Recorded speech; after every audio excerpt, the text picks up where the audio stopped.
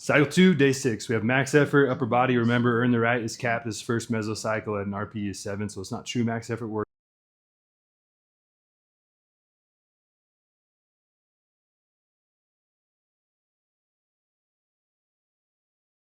After that pin press, we're gonna jump into some split jerks. We'll always have a power block after our main upper body lift on a max effort day.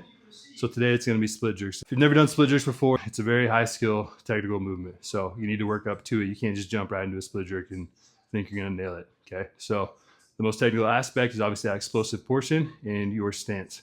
So first you gotta figure out what your stance is gonna be, which lead foot you want forward, your dominant leg, and which one you want backward.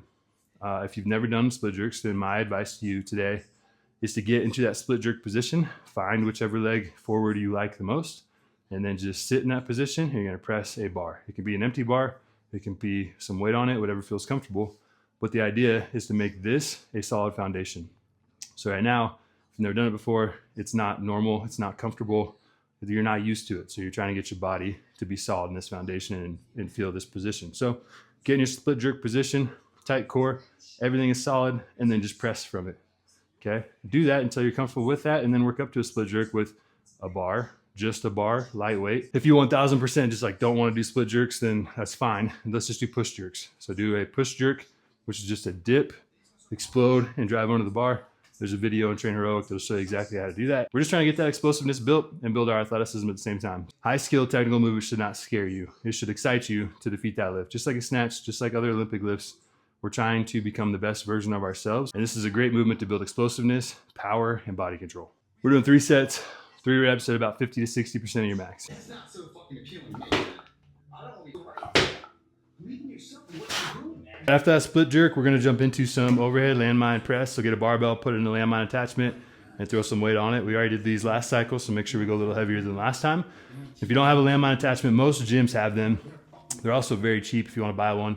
But if you just don't have one, then there's multiple ways to get this done. One way is throw a bar in a corner, find a corner in the gym, throw the end of the barbell in that, and then that provides you resistance. It does the same thing. If you don't have that, then get a 45-pound plate and put the end of the barbell in the center of that, and it'll oscillate on that as well. If you're going heavy and you're afraid of it sliding out, you can put a band over top, put another weight on top, whatever you want to do. But there's multiple ways to do these things. You gotta get creative sometimes, but find a way to get it done. Don't find an excuse. 4 sets, 5 reps. We're going 5 each side. So do 5 on one arm.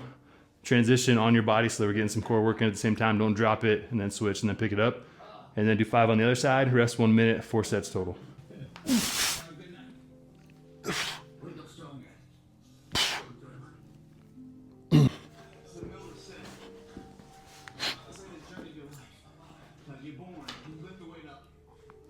All right, after those landmine presses, we're gonna do croc rows again. I explained last cycle the purpose of these and how we do them.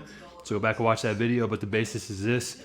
Full range of motion at the bottom, rip it to the hip, and then repeat. We're okay to use a little bit of momentum on this. We're trying to go heavy. It's high reps. We're doing 3 sets, 16 reps on the row, and then dumbbell lateral raises, 14 reps on that.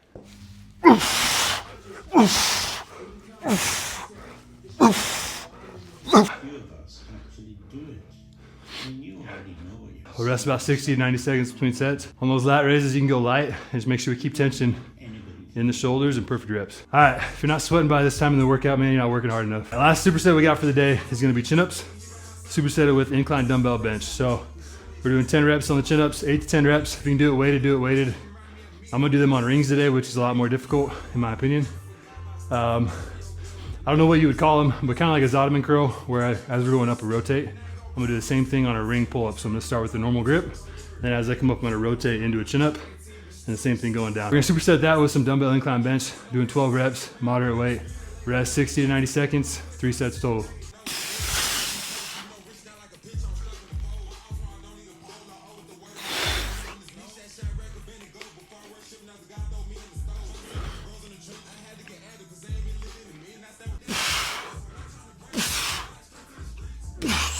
All right, we got 2 things left to wrap the day up. We're gonna do a finisher first. That's gonna be 4 rounds or 4 sets total.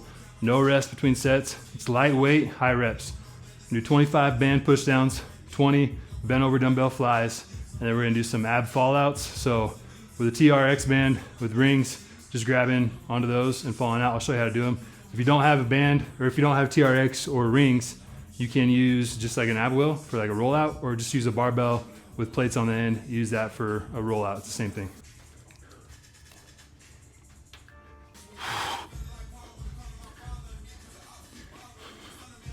All right, so pretty self-explanatory on these. We're gonna fall out. So falling, keeping this tight position so we don't want to overextend.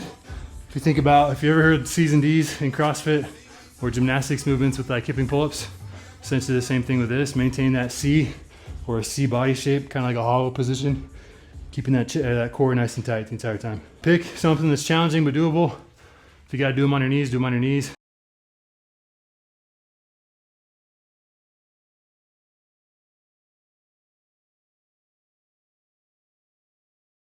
All right, last piece for the day is gonna be a wrist roll. So 3 sets, just 1 rep, all the way up, all the way down. Control it nice and slow. These are cheap. If your gym doesn't have one, again, buy one. This was like, I don't know, 15 or 20 bucks on Amazon. Buy yourself one, they're awesome. The other thing I like to do a lot of times is a rice bucket roll. So I'll put videos on here eventually because I do it all the time. A bucket filled with rice, just dig your hand in it and then just move it around every which way.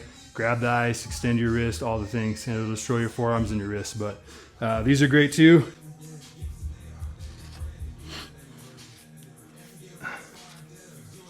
That's a wrap on cycle 2, day 6. See you guys tomorrow for day 7.